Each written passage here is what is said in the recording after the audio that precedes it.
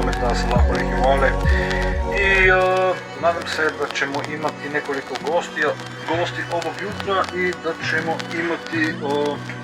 ćemo se imati prijatno. Dakle, ako imate bilo šta bilo kakva pitanja, bilo kakve poruke ili bilo kakva, ne znam, jutarnje refleksije ili možda vas nešto muči ili ako mislite da trebali o nečemu pričati, što se toga tiče, svakako ste pozvani na kanal da dođete i objasnite o čemu se ide. I svakako, ne znam, na primjer, možemo pričati o stanju u svijetu, možemo pričati o različitim stvarima iz Goal of the Wise i od stranici ahmadreligion.peaceandlight.org možemo pričati o divinejuststate.com, možemo pričati o, ne znam, koliko ima Ansara na Balkanu ili kakve smisla ima religija u ovom vremenu i prostoru u kojem se nalazimo sada. Tako da pozvani ste svi da dođete da objasnite šta vas muči ovog jutra i šta mislite da bi trebali uraditi da se stanje promijeni u stvari, ili šta mislite da bi ljudi trebali rade da se ovo stanje svijesti promijeni, dakle da li trebamo božansku pravednu državu ili imate možda nekakav drugi pogled na svijet, ili možda mislite da ne treba niko ništa uraditi, da dakle stojimo na mjestu, na tački na kakvi smo i ne micati se s mjesta i samo čekati da ovo prođe, dakle jer kao sve i ovo će proći i sve će dakle ići u nove cikluse i sfere i cirkularne procese, dakle od doba do doba. Ali u stvari, ako živimo u ovom času i prostoru i vremenu, svakako imam ovog vremena Imam Mehdi, koji je ovaj čovjek iza mene. Ovo je Imam Mehdi. Ovo je jedan od Mehdija, jer u testamentu poslanika Muhameda je pominjeno da će biti 12 imama i 12 Mehdija koji će biti u stvari ljudi koji će objasniti istinu o religiji. To je to što se toga tiče. Ako ne mislite da je ovo nekako drugačije, onda svakako imate pravo na to i možete da se uključite. Dobro, izvolite, ako želite da se uključite u live, ovdje je, dakle, ako date request, možete da kliknete na dugme i pozvat ću vas. Zdravo, Dino, salam alaikum. Hvala što si se uključio. Evo, ako želiš na live, mogu te pozvati, dakle, ako mi daš request, da se javiš, da kažeš šta ima u Austriji, u Njemačkoj ili gdje god se sada nalaziš, dakle, da se ti malo uključiš. Kao što vidiš, jučer smo imali, mislim da je bio Mohamed iz Utaha, Mohamed Emin je onda došao, onda je bio Admir i još jedan Jasmin iz Sarajeva je bio i njegov prijatelj, i pričali smo u stvari šta se događa po svijetu i malo su ljudi pitali ko je, dakle, ovaj čovjek kojeg predstavljamo, dakle, koji ima Mehdi, i ljudi, dakle, imali smo prijatne razgovore i nije bilo ništa strašno. Dakle, neki ljudi su došli pa su vređali, ali i ovo nije ništa strašno, jer uvijek, dakle, neko se ne slaže sa nekim drugim i to baš uvijek tako postoji u čovječanstvu, da imaju ove navike, da dolaze, dakle, u sukobe ili do neslaganja oko dotičnih stvari ako dođe do nekih stvari koji u stvari reflektiraju njihovo stanje svijesti. Dakle. I svakako, ne znam, poslanik Muhammed sallallahu alejhi ve ale je govorio, kao što ja vidim, dakle, religiju iz osobnog vidika, da bi ljudi trebali biti mirni, da bi trebali živjeti u miru, i ako nekom daš selam, dakle, ako mu kažeš assalamu alaikum, znači mir je sa tobom, i ako on odgovori, dakle, i sa tobom je mir također, dakle, wa alaikum salam, viš, nema nikakvog problema. Ali ako nakon ovoga, dakle, učini nešto što nije mirni čin ili počinjenje ili nešto počinje da nije mirno, dakle onda svakako neće ni mirno završiti u 99% primjera. I to je nama svima jasno i svi znamo što znači Assalamu alaikum. Dakle, meni je jasno dok sam bio mali šta znači Assalamu alaikum i ja nikakvog problema nemam sa tim, ali vidite, onda sam shvatio da ima islam više vrsta denominacije u stvari. I da, zbog čega to pričam? Zbog toga što ja nisam, dakle i ljudi imaju problem zbog toga što sam ja iz Slovenije i rođen Slovenac, dakle kako rođen Slovenac sada primio islam, dakle, i to se desi, dakle živom čovjeku vidiš sve se desi i ja nemam, dakle osobno nemam problema sa tim, jer sam shvatio da je ovo što ovaj čovjek iza mene što je napisao, što govori i što je predstavio, dakle na ovom planetu Zemlja, dakle nije baš tako mali planet, ali nije ni tako veliki da ne bi na ovom www protokolu, dakle na World Wide Webu, nađemo sve i svašta i baš možemo pronaći svakakve likove koji pričaju mnogo šta da je ovaj čovjek uradio, da smo mi nekakav kult, da smo mi nekakvi koji sledimo ovo, koji sledimo ono, i to svakako nije istina. Dakle, istina je da ovaj čovjek je predstavio istinu u religiji, da je predstavio mnogo tere stvari koji su i akademici možda nisu na ovom nivou svijesti, kao je ovaj čovjek koji je ovdje na plakatu, koji je bio nalepljen u Srbiji i bio je nalepljen, dakle, od Ansara koji su tamo su i neki turski Ansari, mislim da su i poneki drugi Ansari, ali svakako imamo ljudi koji se nalaze na 4 strane svijeta i koji izražavaju pisma potpore Abasadiku, koji podržavaju, dakle, naše kanale i naše predstavljanje. I ako imate, dakle, bilo kakva pitanja oko toga, pozvani ste da dođete na live, da dođete da popričamo nešto o religiji, dakle možda o kojim hadisima,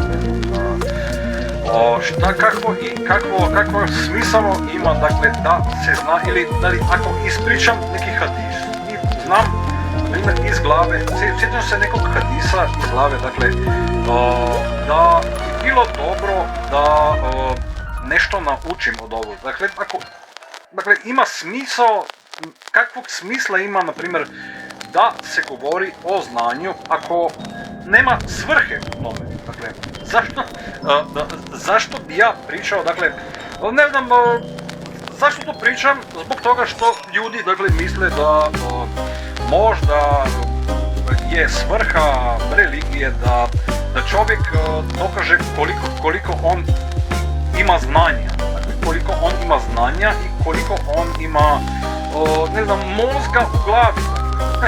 I kad bi to bila svrha, dakle, bili bi učenjaci, dakle, ne bi trebali ništa drugoga nego učenjaka, dakle, ovih ljudi koji sede, dakle, u svojim stolicama i govore nam kako je ovo, dakle, Bog je sve prisutan, kako ti nije jasno, i ako pričaš bilo šta protiv ovog, dakle, doći će ti ljudi i imat ćeš problema. I svakako to nije baš najljepše da bude tako. Dakle, ako neko koji počne čitati, baviti se nečime ili tek počinje istraživati nešto, zašto bi neko drugi mu došao i kazao pa sam ja sve pročitao i znam sve. To nije tako, jer neko ko je pročitao sve knjige, pa vidiš, mora i znati zašto ih je pročitao. Dakle, ako neko kaže da je pročitao Koran, pa super, pročitao si Koran i šta? Naučio si Koran na pamet, pa šta?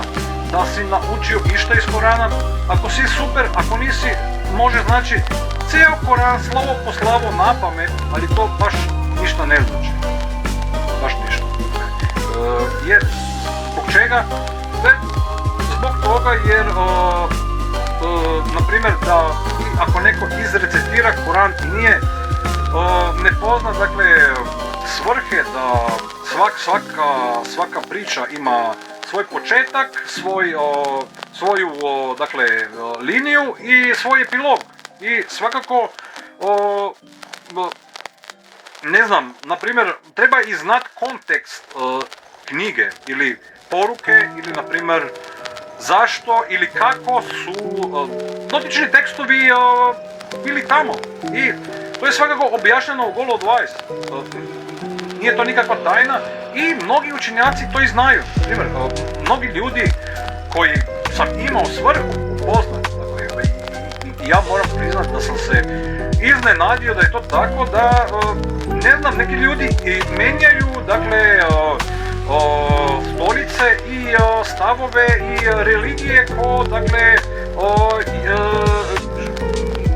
menjaju ljudi odjeću, dakle, ko da smo, dakle, na nekom sajmu, dakle, ili na nekom pop kontestu gdje ljudi idu iz emisije u emisiju i traže, dakle, ja sam rekao tada ovo, ja sam rekao, pa nije to svrha, nije to svrha. I svakako mi, koji smo sljedbenici Abba Sadika, to shvaćamo i nije nikakav problem da razgovaramo sa običnim ljudima koji možda nisu najviše, dakle, možda ne čitaju Koran svaki dan, zamislim i ja ga ne čitam svakog dana, zašto bi trebao, dakle, i zašto bi se hvatali za riječi, dakle, ovaj ajet je na tački 44.5, kaže drugi nije, dakle, ja imam Koran ispred 20 godina koji sam dobio od ujaka koji je član tog i tog plemena koji mi je ovaj dao i, dakle, kakvu svrhu ima u današnjem vremenu da se hvatamo ovakvih stvari, dakle, ovo stvarno nema smisla. Ali ako govorimo o istini, o religiji, svakako ima smisla da o tome pričamo. Zašto? Pa zato zbog toga što smo mi kao, ne znam, humana rasa ili humansi, dakle, mi smo ili ljudi ili človeštvo ili čovječanstvo ili kako god želite ovu našu vrstu nazvat, mi smo baš ova bića koji smo sastavljeni od krvi i mesa. Dakle, nismo načinjeni od ne znam, papira ili nismo načinjeni od metamorfoznih nebuloza, već smo načinjeni od krvi i mesa, iako, ne znam, neko krvari svakako nije lijepo da se pusti, dakle, čovjeku, dakle, moraš čovjeku, ako si čovjek, dakle, pitat, ne znam, iako, dakle, ga ne voliš baš najviše, dakle, i da ga poljubiš na čelo, moraš, dakle, da mu pružaš pomoć, dakle, ali kad ovo i nije najstrašnije, dakle, nije, dakle, jer ako neko krvari na putu, ja ću svakako doći do lika i reći ću, slušaj, da li ti mogu pomoć? I ako on kaže da, evo, šta ti treba, dakle, da li trebaš hitnu pomoć ili hoćeš da ti flastere donesem? Ako kaže, možeš mi donijeti flastere, hoći ću po flastere i zalijepiti lika i čao zdravo, dakle, ako treba hitnu pomoć, pozovit ću ljekara i odvedit ću lika na hitnu, dakle, nema problema. Ali, dakle, to i nije najstrašnije. Zašto? Jer neki ljudi imaju malo su poremećeni mentalno. Dakle, mentalni sklop im nije baš najzdraviji i svakako se vole praviti da možda su na nivou koji žele da bude, ali tome nije tako, nažalost. Nažalost, tome nije tako. Zbog čega? Pa zbog toga jer je ovaj svijet prolazan. Zbog toga što je ovaj svijet prolazan i svakako neko ko priča nešto, treba objasniti nešto o svrhama religije. Naprimjer, šta je svrha religije ako neko dođe na skup, naprimjer, u lokalnoj zajednici i traži od ljude da se tamo, ne znam, mole 5 puta dnevno, da pričaju, dakle, hadise, da nauče arapski, dakle, svakako, ako kažemo nekom u Bosni, dakle, da nauči arapski, baš je ovo malo teže nego se čini na prvi pogled. Svakako, ljudi koji nisu bili u Bosni neka ide tamo, dakle, pa istraže zašto je tome tako, dakle, i da li su oni glupi, pa nisu baš, dakle, nisu baš Bošnjaci najgluplji ljudi na svetu, nismo ni Slovenci, nisu ni Srbi, pa ne kažem da su to Englezi ili da su to Francuzi ili bilo ko drugi. Dakle, nije čovječanstvo tako glupo, pa nisu i Bosanci najgluplji narod, ali kada se nekome kaže, dakle, da je neko inferioran zbog toga što nije naučio arapski alfabet i da on nema pravo na to i da je superioran neki drugi, onda znamo o čemu pričamo. Dakle, pričamo o vrsti, kako se kaže, patriotizma više nego nacionalizma. Dakle, pričamo možda, primjer, ako bi to činili Slaveni, bilo bi panslavizam. Ako bi to činili, ne znam, Njemci, bio bi pangermanizam, pa ako bi to činili Arapi, bio bi panarabizam. Dakle, i ova panarapska gibanja nisu ni tako, ne znam, ne bitna u ovom vremenu i prostoru, zašto? Jer svi znamo što se događalo u 20. stoljeću. Dakle, evo, prvo pitanje kaže Samko Aki MP, dakle, šta je sa Sandžaklijama? Dakle, Sandžak je baš jedna, kako se kaže, pokrajina, dakle, neka pokrajina tamo na ovoj peninsuli i dakle, na kojoj se nalaze ljudi koji se nalaze tamo i zašto bi zbog toga što ljudi koji žive tamo imaju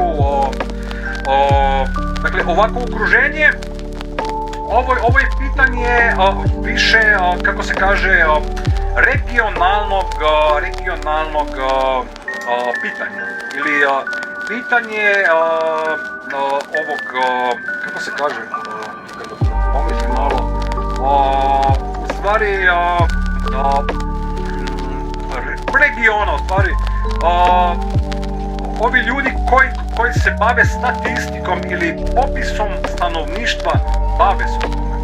I kakvi su, na primjer, ljudi koji žive u Dalmaciji, kakvi su Dalmatinci, kakvi su Istarijani, pitaju se ljudi koji se bavio, dakle, statistikom ili pregledom ovih pokrajina. I to je to što o tome imam da kažem. Dakle, i ako je to nekog stereotip, svakako može da bude. Ako nije, može da bude i nešto druge. Ja o Sandžaklijama, dakle, ne znam mnogo ljudi iz Sandžaka, znam ih nekoliko. Ima nekoliko ljudi koji su dobri, dakle, ima nekoliko ljudi koji su loši, koji sam upoznao i oni su ovi ljudi koji su Sandžaklije i nemam ništa protiv tih ljudi u općem smislu. Dakle, nemam ništa loše da kažem, dakle, o Sandžaklijama. I to je to. I ako si to, da li mogu da pitam zašto si postavio ovo pitanje ili ne, možeš da dođeš na live i možda nam objasniš zašto te to zanima, dakle, zašto si pitao za Sandžaklije, zašto si pitao za ove stvari i zašto te zanimaju ove stvari. Ja se izvinjavam što nisam konkretno odgovorio, ali baš su se nešto počela vrata da se otvaraju, dakle, kad sam počeo da ti objašnjavam ovo, pa nemam neko, drugo i dobro. Svakako, evo, super da si pitao. Novi Pazar je baš lijepi grad tamo u Srbiji i da, Admir je iz Novih Pazara i svakako ljudi koji su tamo su dobri ljudi. Evo, baš imamo nekoliko tehničkih poteškoća jer ljudi, dakle, su počeli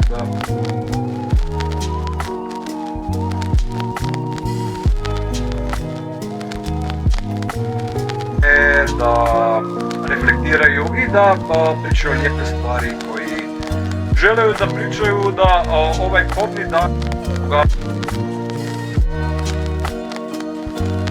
znamo da je prije petka, dakle, sutra, dakle, Džuma Mubarak i, dakle, zajednica dolazi zajedno, samo Prvomajske, super, Prvomajske, dakle,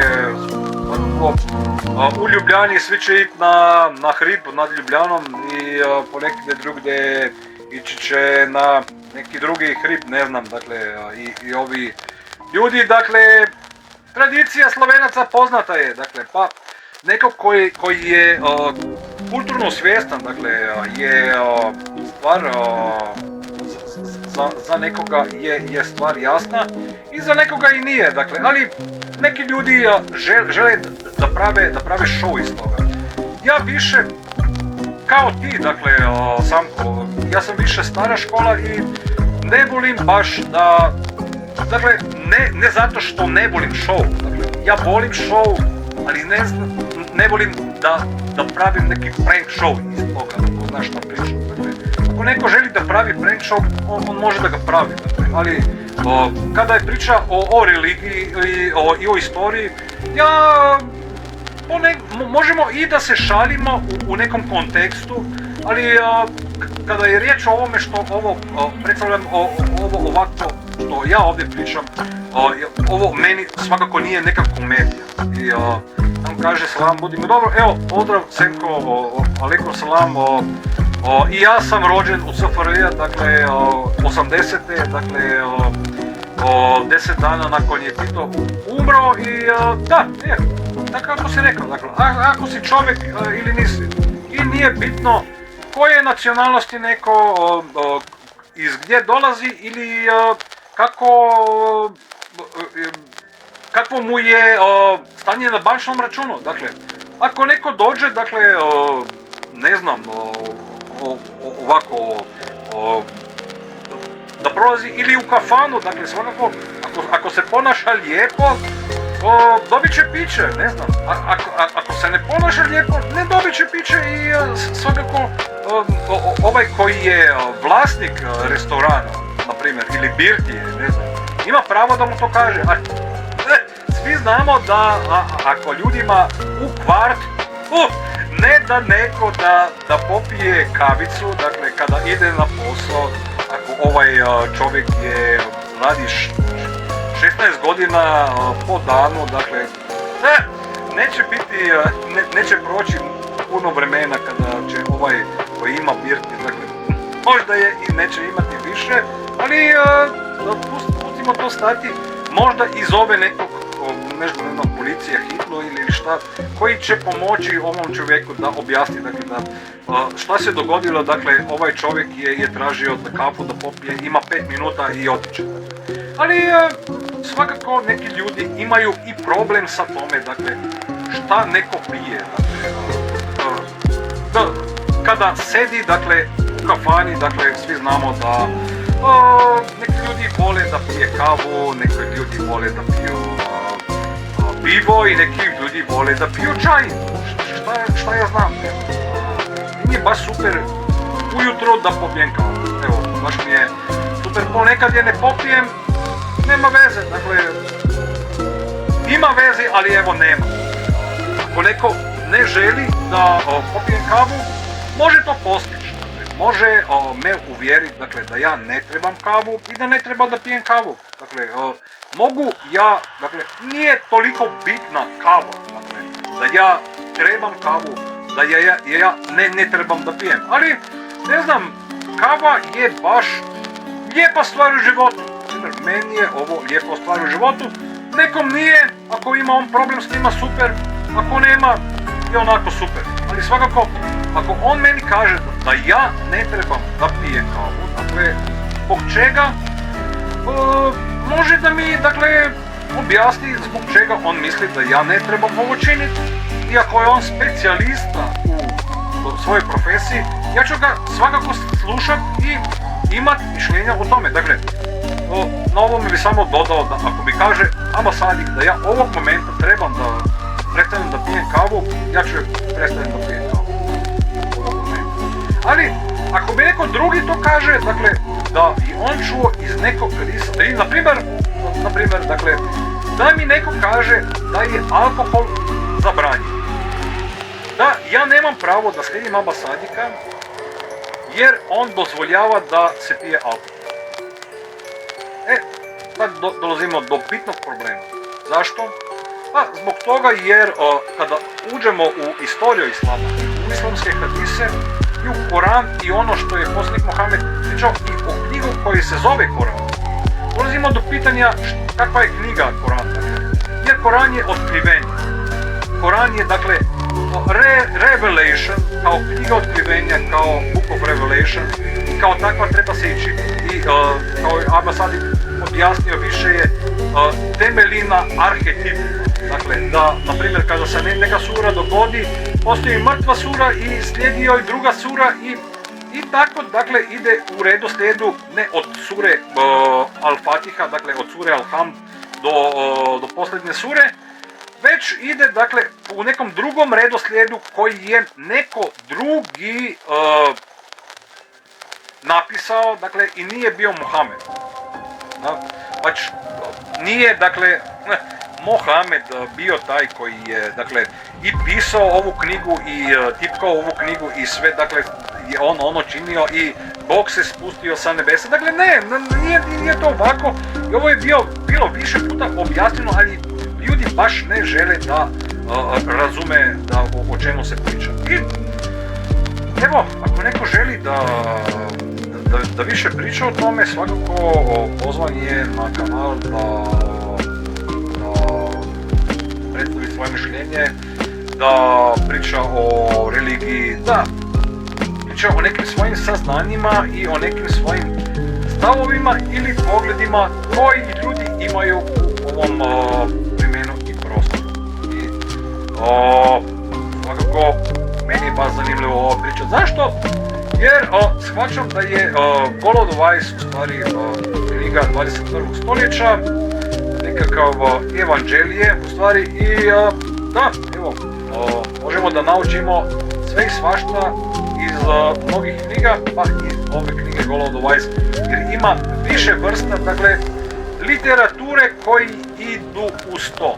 Dakle, ako neko, dakle, Golod Weiss je tek početak. Golod Weiss je tek početak koji se nastavlja, ali to će pričati drugi ljudi i akademici koji, dakle, podupire ovu knjigu, dakle, koji su dali podršku ovu knjigi i dobila je glavnu nagradu u Torinu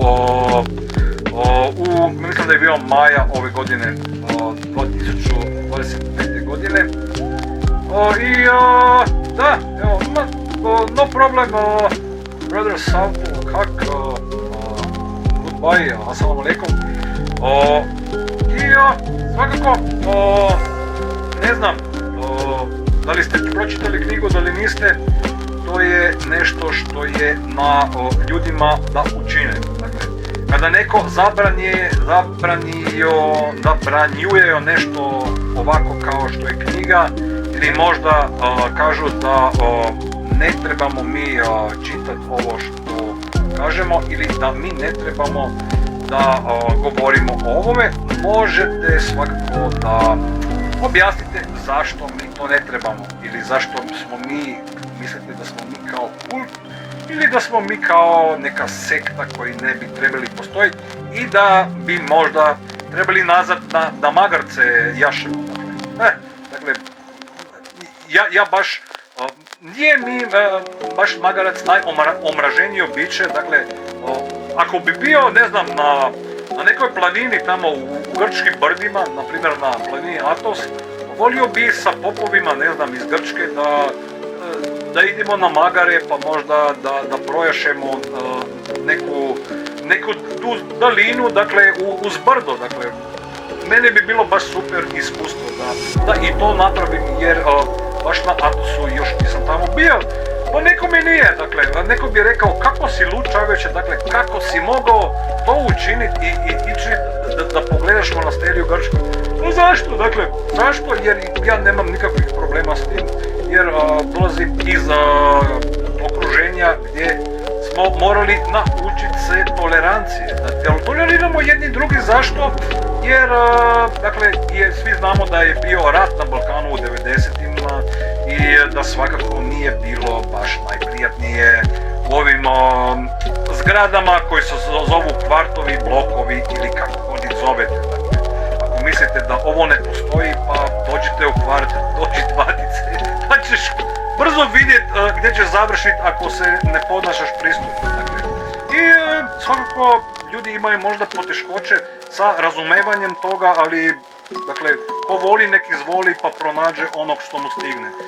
I to je to za ovo jutro. Nadam se da ste svi u redu, nadam se da pratite kanal i nadam se da se vidimo uskoro. I evo jedan poziv, Tanzil, dakle izvoli da ideš nekamo drugdje, možda na spavanje, možda na neki drugi kraj gdje ćete pronaći ljudi tebi slični i imaj se fino i doviđenja i assalamu alaikum wa rahmatullahi wa barakatuh.